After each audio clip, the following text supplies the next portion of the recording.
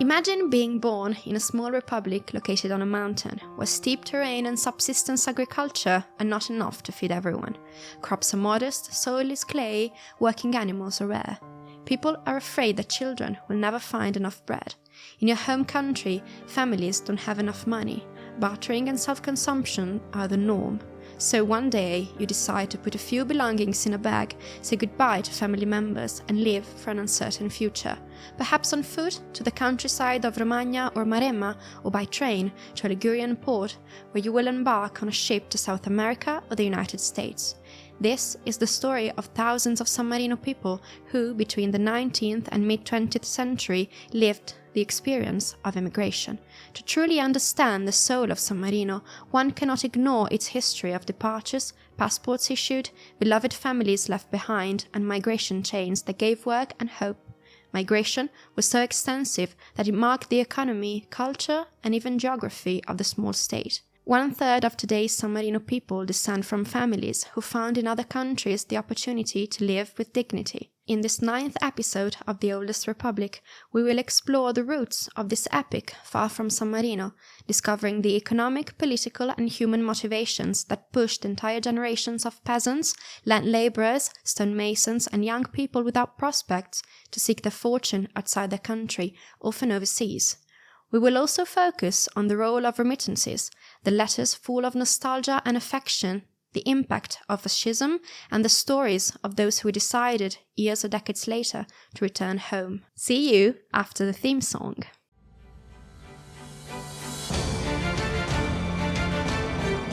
Welcome to the Oldest Republic. I'm Federica. Join me in this adventure. Enjoy the episode. Until the second half of the 20th century, San Marino economy was based on pure subsistence farming. The hills and crags of San Marino were infertile, agricultural techniques were still rudimentary, and the means of transport scarce. Sharecropping dominated production relations, with peasants lacking any entrepreneurial opportunities. In farmhouses, most of what was consumed was produced. Most of the business was done by barter, and there was little currency. The absence of a real industry meant that the few stonecutters, bricklayers, and carpenters were often paid in kind. The need to balance family accounts, therefore, led many to a dual strategy: working their fields in good season and looking for temporary jobs elsewhere, in the nearby countryside or in distant construction sites. The censuses of the 19th century reflected the image of a country in constant trouble. As generations passed, the population grew without finding a corresponding increase in productive resources. The few stone quarries and the possibility of developing some sulfur mines remained a failed attempt at economic alternative, as they required investment that neither the owners nor the state could afford. In the absence of roads and connections, it was difficult to transport goods from the mountain to major urban centers. Under these conditions, a considerable proportion of workers saw no improvement in their own situation and that of their families except through migration. Thus, while industrialization began elsewhere in Europe, San Marino people were forced to seek work outside their country, carrying with them hopes of a better future. In this context, emigrating was not just an idea of escape, it was a matter of survival. Those who remained had often to replace those who left.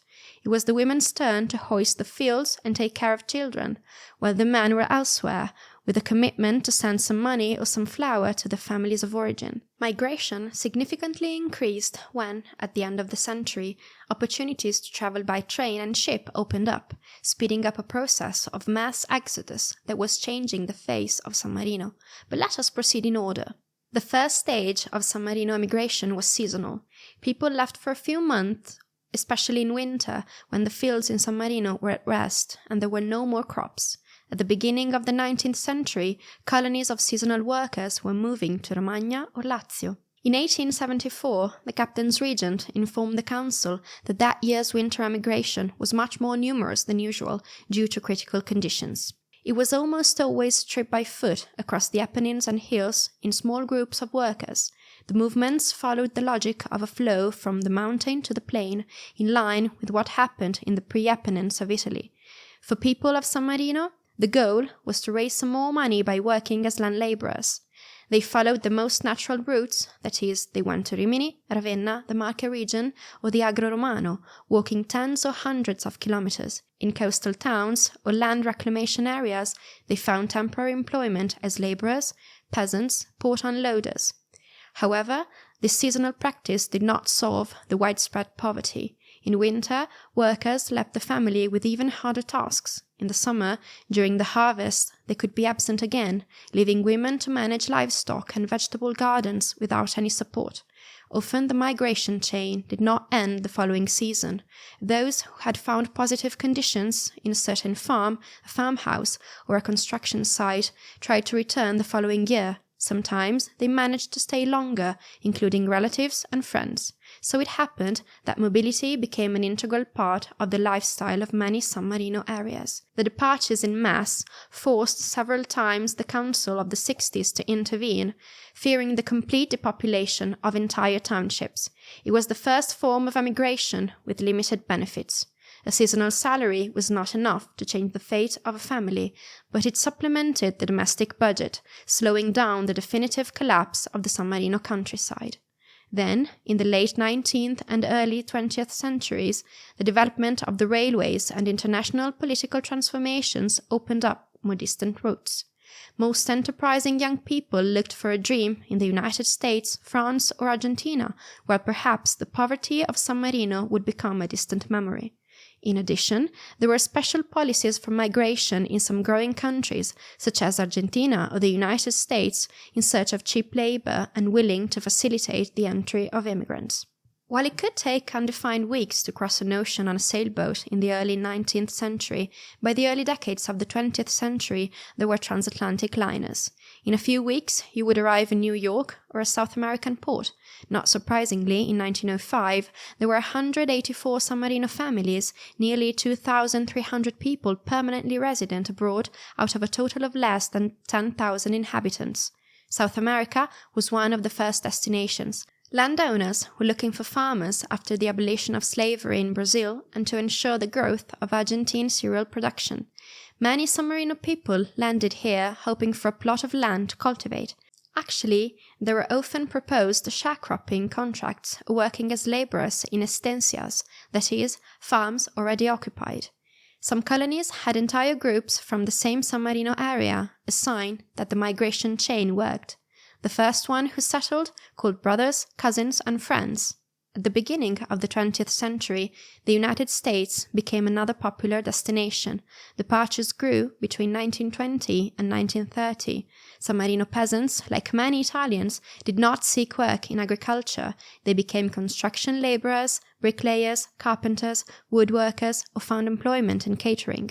Women worked in textile or food factories, or they opened boarding houses and welcomed their fellow countrymen into their family homes as pensioners.